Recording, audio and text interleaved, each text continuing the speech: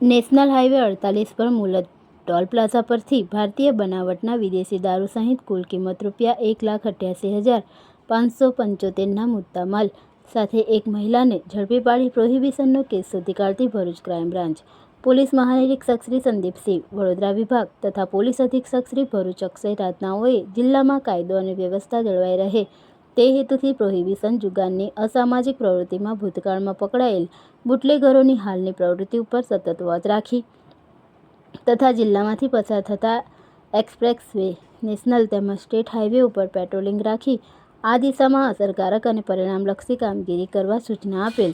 જે અનુસંધાને police inspector Shri MP વાળા LCB ભરૂચનાઓના માર્ગદર્શન મુજબ ઉપરોક્ત સૂચનાઓ અન્વયે લોકલ ક્રાઇમ બ્રાન્ચની અલગ અલગ ટીમો દ્વારા પ્રોહિબિશન જુગારના કેસો શોધી કાઢવા સઘન પ્રયત્નો હાથ ધરવામાં આવેલ.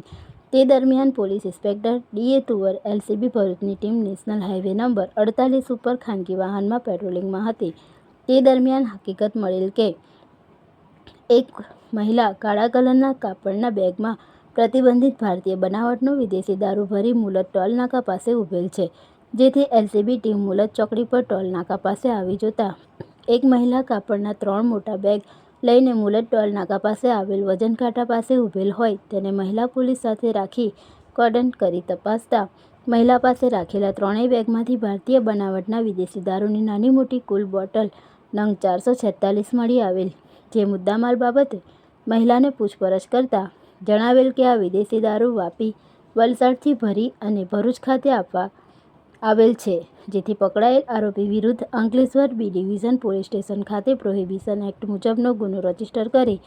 ધોરણસરની કાર્યવાહી કરવામાં આવેલ છે અને આગળની વધુ તપાસ ચાલુ છે.